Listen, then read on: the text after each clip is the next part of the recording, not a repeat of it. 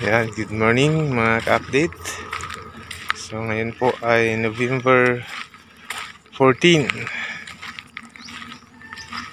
Ganito po yung sitwasyon ng aming lugar. Kalmada. By God's grace. Sa kabila ng may bagyo na naman, si Ophel. Ayan. So dito sa amin ay maganda naman yung panahon. At mayroong mga nakapaglaot. So yun doon, yung mga nangawil ng panit. Kalmada. Nakapaglambat din. Ayan.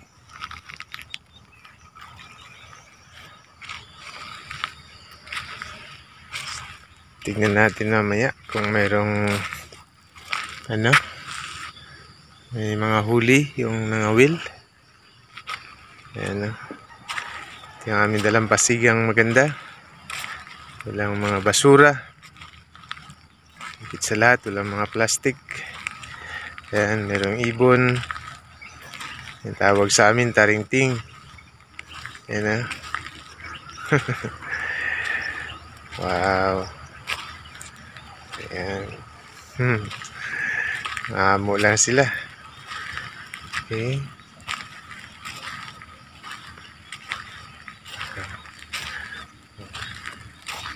Sige, tingin sa video.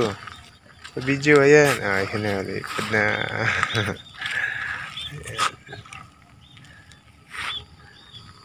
So, tingnan natin yung nahuli. Ang naglambat. Ano ba yung kanyang kuha? Ano yung kanyang kinukuha doon?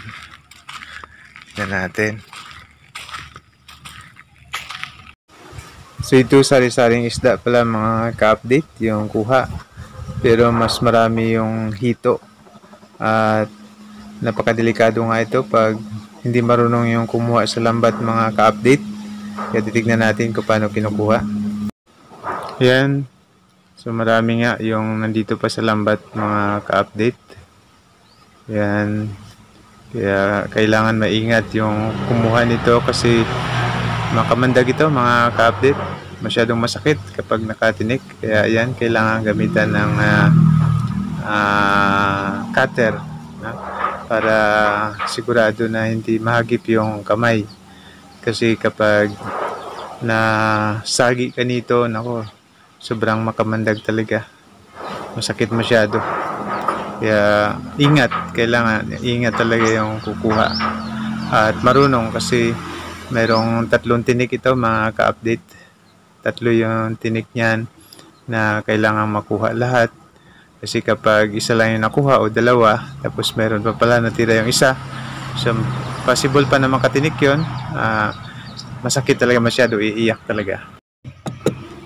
Masarap ito mga ka-update. Ang paborito kong luto dito ay paksiw. Tapos gagataan. So kailangan lang marunong din yung lumuto.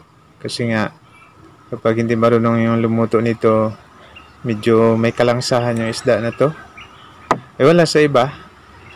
Pero so ako ay medyo nalalangsahan. Pero yung iba naman parang sinisigang din nila ito. Ewan ko sa inyo mga ka-update kung nakatry na kayong kumain ng isda na to. Parang ibang klase rin yung hito sa tabang. So ito naman ay sa dagat. Masarap, malinamnam. Yun nga lang, kailangan malinisan ng gusto. So ito yung mga tinik niya mga ka-update. Patsinin nyo po. Ayan. Isa sa likod. Ayan. Tapos isa sa tagiliran. Ayan. Tapos isa rin sa kabilang tagiliran. Ayan. So kailangan yung 3 na yan makuha. So ito. Yan, isa sa likod, isa sa tagiliran, at bandang tagiliran uli. Yan, medyo mahirap, naipit ng lambat. Yan. So pag natanggal na yan, okay na siya, pwede na hawakan. Maraming salamat sa panonood at suporta mga ka-update.